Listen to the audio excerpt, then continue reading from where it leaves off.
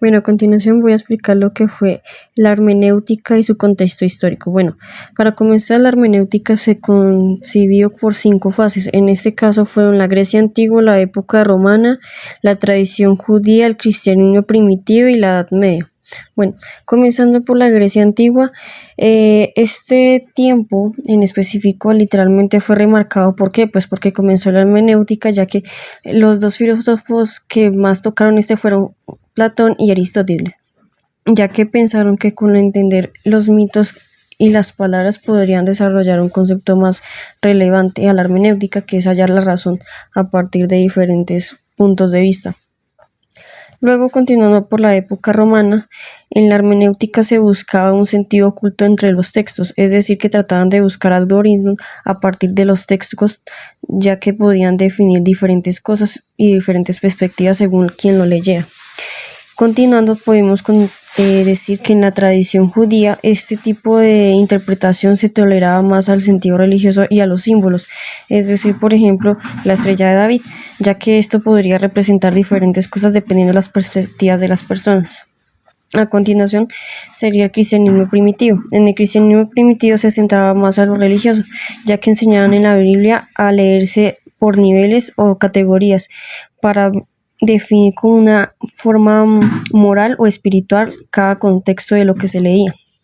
Y bueno, por último sería la Edad Media, que en la Edad Media lo que trataba de fijar la hermenéutica es el contexto más centralizado de la Biblia, pero más concreto, es decir, que no se tomaba tan en cuenta la filosofía, sino que se tomaba más en cuenta la interpretación del texto a partir de las ideales que trataban de dar en esa época, que era más que todo el poderío religioso. En Alemania, durante el siglo XIX, se realizó un giro demasiado drástico con respecto a las investigaciones de la hermenéutica. Se encontró las pretensiones positivas. Las pretensiones positivas se basan en el conocimiento del mundo y se basan en las objetivas consecuentes de métodos y leyes naturales. Cabe recalcar que Schleiermacher fue el representante del romanticismo alemán y este encontró en el positivismo varias excesivas sin poder aplicar la misma ciencia. Cabe recalcar que no solamente se encontró este descubrimiento, sino que también se encontró la bifurcación del lenguaje, siendo el lado gramático y el lado técnico. Dilthey y su importancia histórica fue de gran equivalencia, ya que este mismo fue influenciado por el criticismo. Este mismo realizó una psicología descriptiva analítica, en la que pues fundamentaba que la objetividad general se basaba con respecto a experiencias anteriores en cualquier ámbito. Pero esto fue un total fracaso, ya que pues su sistema, su investigación no estaba bien organizada, no apoyaba ciertos ideales y pues se contradecía de él mismo, y además de esto pues tuvo una gran influencia de profundidad por plantear problemas con respecto al histerismo. No solamente hizo eso, sino que pues también encontró la crítica de la razón histórica y encontró la autonomía de la ciencia y el espíritu siendo claves en la ergonomía.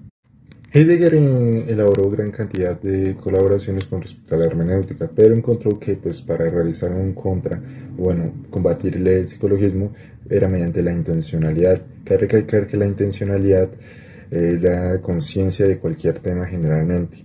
Esto pues, se le hacía una contra al psicologismo. Además de eso, Gadamer fue un gran discípulo de Heidegger y este mismo identifica que la verdad es participativa, dialógica y no era como tal una certeza científica. Encontró que la hermenéutica jurídica y tradicional son una parte o un paradigma de la general, y cabe recalcar que pues hizo una gran colaboración con respecto a la profundización en la hermenéutica y grandes teorías. Buenos días, mi nombre es Nicolás Cifuentes y el día de hoy vamos a hablar sobre Hans Georg Gadamer. Hans Georg Gadamer nació en 1900 en Marburgo, Alemania, en un entorno académico. Aunque su padre quería que estudiara ciencias naturales, Gadamer se inclinó por la filosofía y los clásicos griegos. Esta formación inicial en Platón y Aristóteles marcó su interés por la verdad, el diálogo y la interpretación. Encuentro con Heidegger.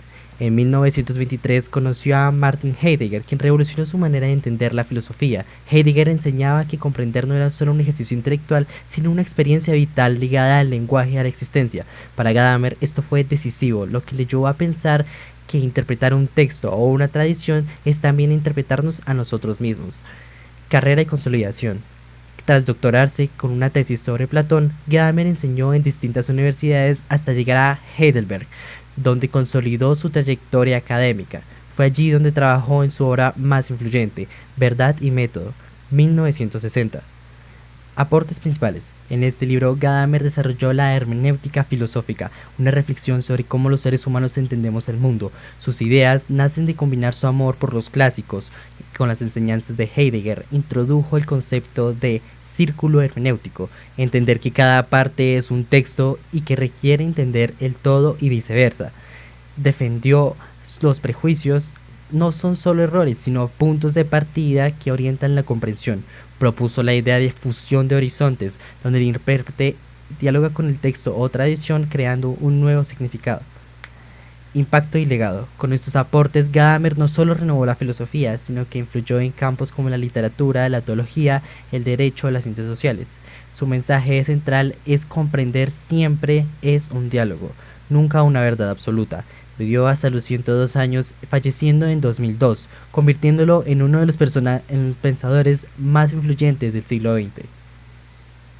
Mi nombre es Fray Dalinger Rojas Córdoba y estos son los elementos representativos de la hermenéutica, como son sus elementos negativos y positivos. Esta básicamente es como importante, sus elementos, uno de sus más importantes es la interpretación, la comprensión y el análisis de textos literarios, de todo lo que se ha venido tomando nota a lo largo de la historia de la evolución humana, como también el estudio de las cosas que pasan en el medio natural o también de las experiencias humanas a lo largo de la historia misma, sin dejar a un lado y siempre teniendo el contexto histórico, lo cultural y lo social de la humanidad como tal. Uno de muchos elementos representativos también hace constar y reconoce los aportes personales del intérprete de cada texto. ¿Para qué? Para darle sentido y darle una mejor comprensión a los lectores y al lector mismo, y como también darle otro significado y otra finalidad a los mismos textos para una mejor comprensión de él mismo. Otro elemento esencial es que está caracterizado por la comprensión, el entendimiento y la caracterización de todos los elementos de comunicaciones humanas que existen en el mundo como tal. Se ha venido basado en toda la historia, en la filosofía, en la ética y en lo social. Como elementos positivos, la valorización del texto y la construcción de la crítica. En lo negativo, el riesgo del relativismo y la falta de objetividad, entre muchos otros. Gracias. Bueno, mi nombre es Julián García y les voy a presentar el listado y características básicas de los métodos aplicables a la recolección de datos de la hermenéutica. Pues bueno, bien encontramos que la recolección de datos de la hermenéutica pues incluye una entrevista a profundidad, observación de cerca y participante y un análisis de contenido, textos y obras de arte, entre otros métodos cualitativos. Las características básicas son pues que son cualitativos, buscan comprensión profunda del significado en contextos históricos y culturales, y implican el círculo hermenéutico, que es una interacción entre las partes y el todo. Se valora una subjetividad y la experiencia de vida y pues se requiere de reflexibilidad del investigador. Encontramos pues diferentes métodos de recolección de datos. Está entrevista a profundidad, observación cerca, observación participante, análisis de contenido, grupos de discusión, estudio de casos. Y como características encontramos características claves de la hermenéutica como enfoque cualitativo, círculo hermenéutico, contexto, subjetividad, reflexibilidad, interpretación de la experiencia vivida, interacción de investigador e investigado y pues obviamente una narrativa.